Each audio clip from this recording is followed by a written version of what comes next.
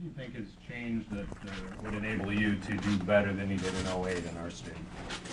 Well, the one reason why most people expect it to be quite different is the country is already quite different. I believe there are literally millions of more people now concerned about the very things I talked about 4 years ago. And they're concerned about the economy, and they're worried. The conditions are deteriorating.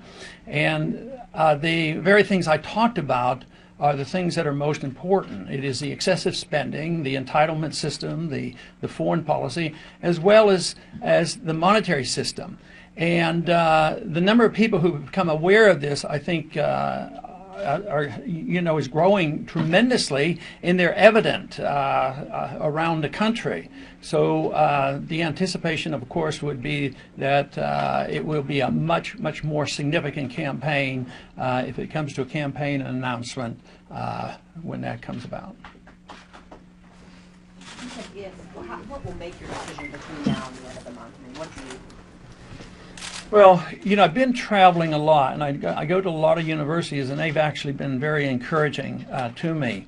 And the FEC has something to do with what we say and we do.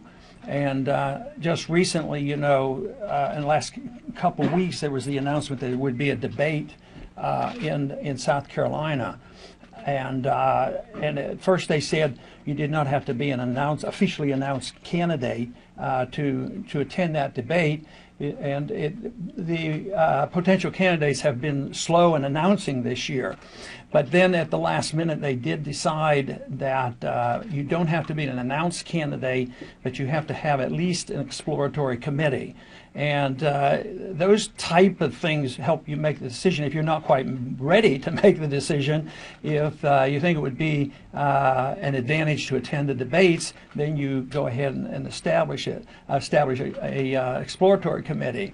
But I think it will be the continuation of the evaluation of the support, and part of the answer I gave earlier has to do with looking for that and seeing it. And I do see a lot of support, but sometimes you get a lot of support from very vocal supporters, and you don't know whether they're fooling you or not. Not that they're fooling me intentionally, but how many people there really are. And I think that's a full evaluation, but there's a lot more to it. Are you able to raise the necessary funds and get the volunteers together? And so it's a continuing evaluation, but I do intend to make a firm decision in the not too distant future. I would be very surprised if I don't make that decision to go one way or the other in the month of May.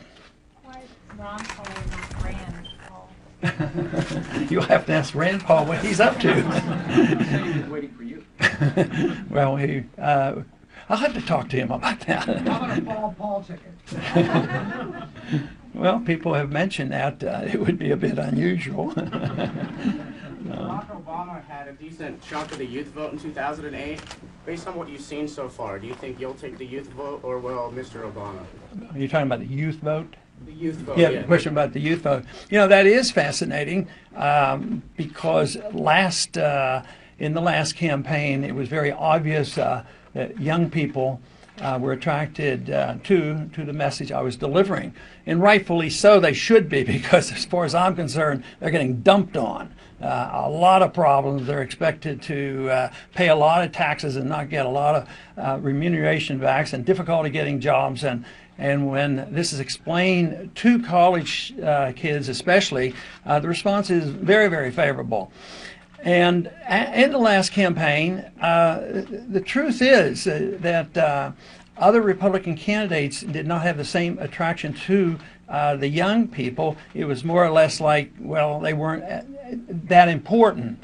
And a lot of them went to Obama, which sort of was pretty strange to me, because our views were quite different. But then if you listen carefully, there were some things that Obama was saying that young people were interested in, like, we really want to have change and have a different system and have some reforms, and even, as was once promised, a more humble foreign policy, so that was more or less promised again. So many of them responded.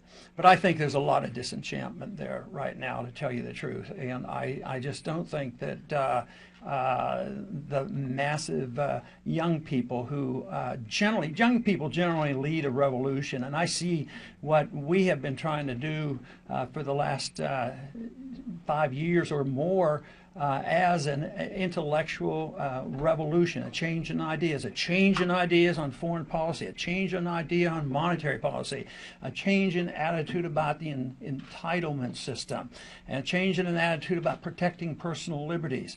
And to me, it's a change in these ideas, and it is intellectual. I believe politicians so often reflect an intellectual climate, and that's where we're seeing tremendous interest in what we're doing. I think that Obama will not be able to hang on to that enthusiasm of the young people because of what's been happening in the last couple of years.